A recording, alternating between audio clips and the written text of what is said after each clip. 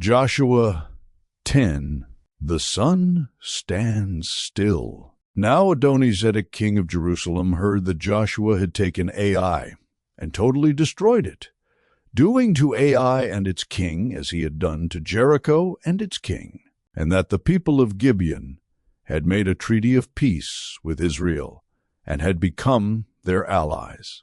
He and his people were very much alarmed at this, because Gibeon was an important city, like one of the royal cities. It was larger than Ai, and all its men were good fighters.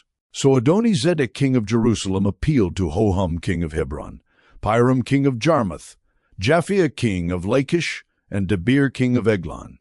"Come up and help me attack Gibeon," he said, "because it has made peace with Joshua and the Israelites." Then the 5 kings of the Amorites, the kings of Jerusalem, Hebron, Jarmuth, Lachish, and Eglon, joined forces. They moved up with all their troops and took up positions against Gibeon and attacked it. The Gibeonites then sent word to Joshua in the camp at Gilgal, "Do not abandon your servants. Come up to us quickly and save us. Help us, because all the Amorite kings from the hill country have joined forces against us." So Joshua marched up from Gilgal with his entire army, including all the best fighting men. The Lord said to Joshua, "Do not be afraid of them.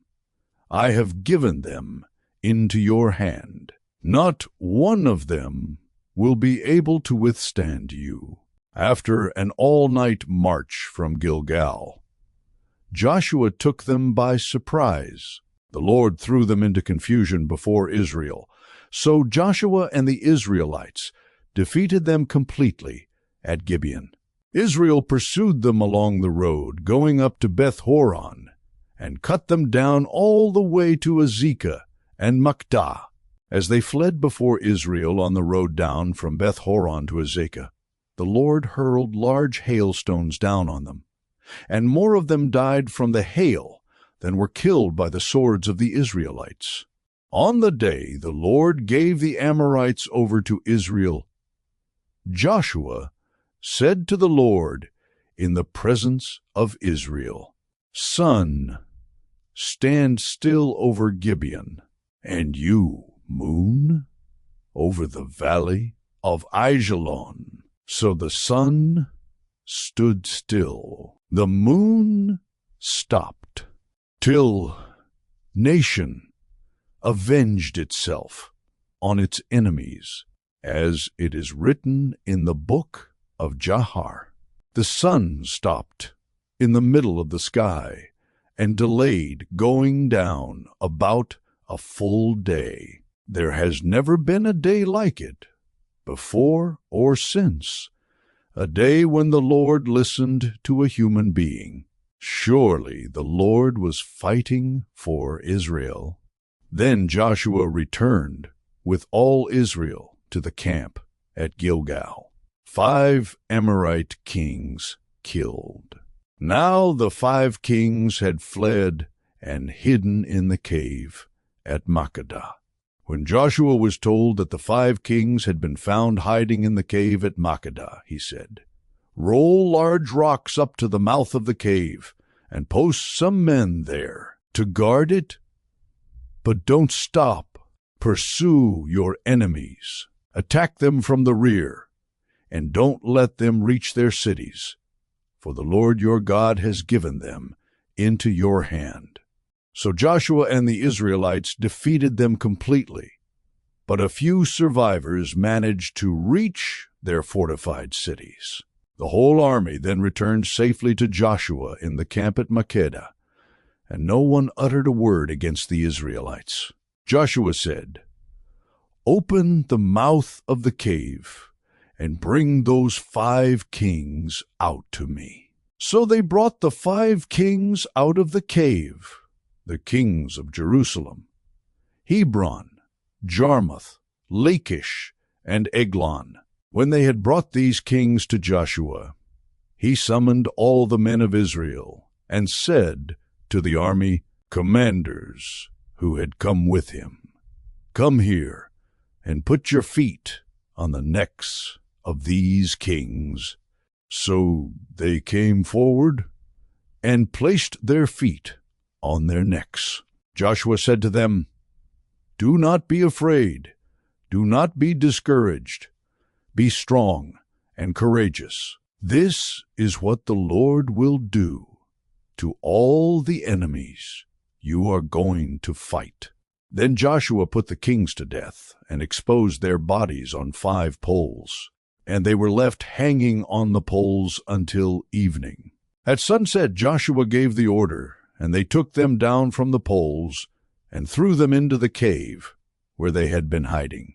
At the mouth of the cave they placed large rocks, which are there to this day, southern cities conquered.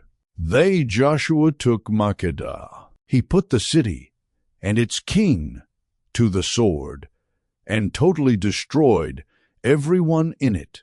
He left no survivors, and he did to the king of Makkedah as he had done to the king of Jericho.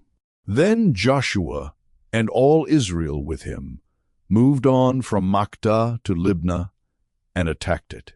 The Lord also gave that city and its king into Israel's hand, the city and everyone in it.